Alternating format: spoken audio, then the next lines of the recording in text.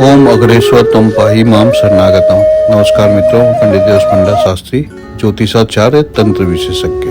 मित्रों, आज हम बात करेंगे जन्म मृत्यु के बारे में। आप तो सुने ही होंगे, मृत्यु अटल है, निश्चित है। जब जिसका समय आएगा उसे उस समय इस धरती को छोड़ के स्वर्ग लोक की ओर प्रस्थान करना पड़ेगा। जन्म और मरण ईश्वर के हाथ में है। भगवान ब्रह्मा द्वारा निश्चित किया गया समय पे व्यक्ति का जन्म होता है और उसी समय पे उसकी जो समय निश्चित रहता है उस समय पे उसकी मृत्यु हो जाती है। भगवान विष्णु ने भी जब धरती पर अवतार लिया था श्री कृष्ण के रूप में और श्री राम के रूप में, उनकी भी मृत्यु हुई थी। तो जो भी इस व्यक्ति इस धरती पे जन्म लेता है उसकी मृत्यु निश्चित है। इसलिए कहा जाता है कि इसे टाला नहीं जा सकता, ये अटल है। मृत्यु का समय निश्चित होता है। आप जितना सांस लेके इस धरती पे आए आप उतना सांस इस धरती पे जिएंगे। उसके बाद आपको इस धरती को छोड़ के जाना होगा, चाहे आप ईश्वर के अवतार हैं या एक सामान्य मनुष्य क्यों ना हो। तो इस विषय में हम बात करेंगे। आज मैं एक अच्छी रोचक कहानी आप लोगों को सुनाने जा रहा हूँ, जिसको सुन के आप समझ पाएंगे कि जन्म मरण का जो बंधन है वो किस प्रकार भगवान ब्रह्मा जी ने इसको रचा है।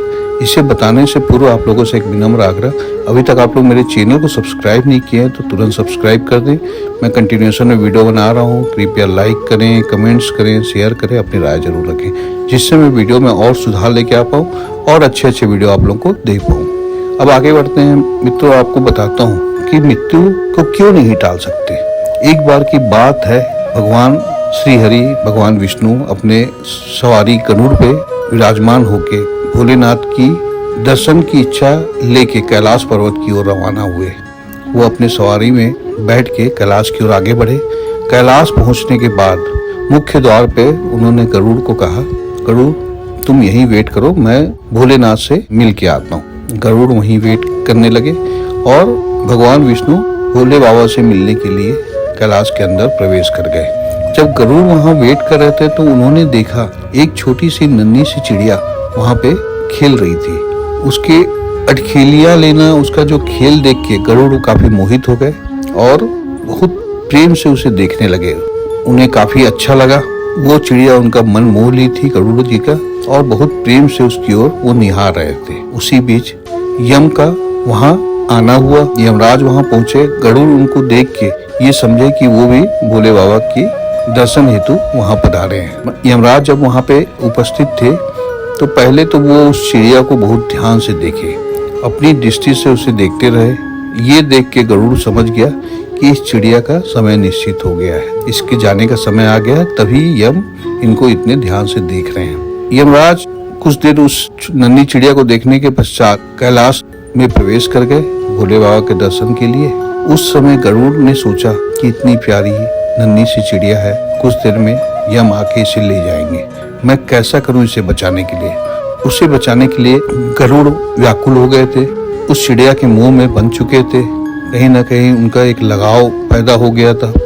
वो चाहने लगे थे कि कैसे भी करके मैं इस चिड़िया की जान की रक्षा करूंगा। तो काफी सोचने के बाद ये निश्चित किए कि ऐसा करता हूँ, मैं इस चिड़िया को यहाँ से 1000 मील दूर कहीं ले जाके छोड़ आता हूँ, जहाँ यमराज की पहुंच इस चिड़िया के पास नहीं पहुंच पाएगी। उस चिड़िया को उठा के वो हजारों मील दूर एक पहाड़ी पे छोड़ के आ जाते हैं। जब उस पहाड़ी पे छोड़ के आते हैं, आने के पश्चात वो काफी प्रसन्न होते हैं कि अब मैं उस चिड़िया की जान की रक्षा कर पाया हूँ, अब यम उसे नहीं मार पाएंगे। थोड़ी देर बाद यम वहाँ बाहर आते हैं तो गरुड़ मुस्कुराते हुए उनको देखते हैं। तो यम उनको बोलते हैं कि यहाँ एक छोटी सी चिड़िया खेल रही थी, वो कहाँ गई।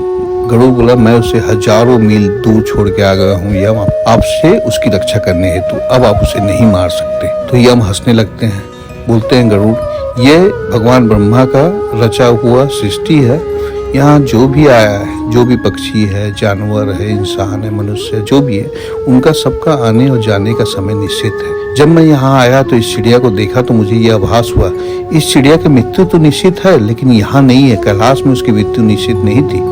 हर व्यक्ति का, हर प्राणी का जगह भी निश्चित है कि उसकी मृत्यु किस जगह पे होनी है, उस जगह पे ही जाके उसकी मृत्यु होगी। जब मैं इस चिड़िया को देखा, यम ने कहा, तो मुझे ये तो आभास हो गया कि इसकी मृत्यु का समय आ गया, लेकिन मृत्यु का जगह मुझे समझ में आया कि यहाँ से 1000 मील दूर कहीं पे इसकी जगह है। फिर ये चिड़िया, नन्ही सी चिड़िया, वो 1000 मील कैसे पहुंच पाएगी, मैं यही सोचते सोचते उसे देख रहा था। और उसके बाद फिर मैं भोलेनाथ के दर्शन के लिए अंदर चला गया। अब देखो, उस चिड़िया को तुमने ले जाके 1000 मील दूर छोड़ दिया, जहाँ उसकी मृत्यु अभी तक हो गई होगी। जीवन में जो भी आया है उसे जाना है, ये हम गरुड़ को समझाते हैं। और आप कितनी भी कोशिश कर लो, उसकी आप रक्षा नहीं कर सकते। आपने खुद उसे उस 1000 मील दूर पहुंचा के आ गया, अब उसकी मृत्यु वहां हो गई होगी, ये बोल के यम वहां से चले गए। गरुड़ को काफी दुख लगता है। वो बोले, मैं इस चिड़िया के मृत्यु का कारण बन गया। उसी समय श्री हरि वहां पहुंचते हैं। श्री हरि को गरुड़ पूरी कथा सुनाता है। तब श्री हरि गरुड़ को समझाते हैं, गरुड़, इसमें दुखी होने की जरूरत नहीं है, तुम एक निमित्त मात्र हो।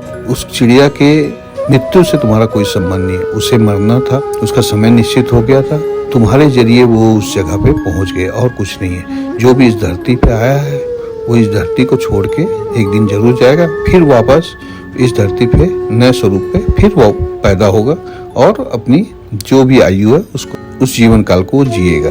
ऐसे करके उन्होंने, भगवान श्री हरि ने, भगवान विष्णु ने गरुड़ को समझाया। गरुड़ के समझ में ये आ गया। इसलिए कहा जाता है मित्रों कि यदि आप इस धरती पे जन्म लिए हैं तो एक तो आपका जन्म का समय निश्चित है, जिसे बदला नहीं जा सकता, और जब आप यहाँ से जाएंगे वो समय भी आपका निश्चित है। जिस जगह आपकी मृत्यु निश्चित है, आप उसी जगह पहुंच जाएंगे और उस जगह पे आपकी मृत्यु हो जाएगी। इसलिए कहा जाता है मृत्यु अटल है, जिसे कभी टाला नहीं जा सकता। इसके साथ मैं यही आपसे विदा लेता हूँ। जय माता दी, नमस्कार मित्रों।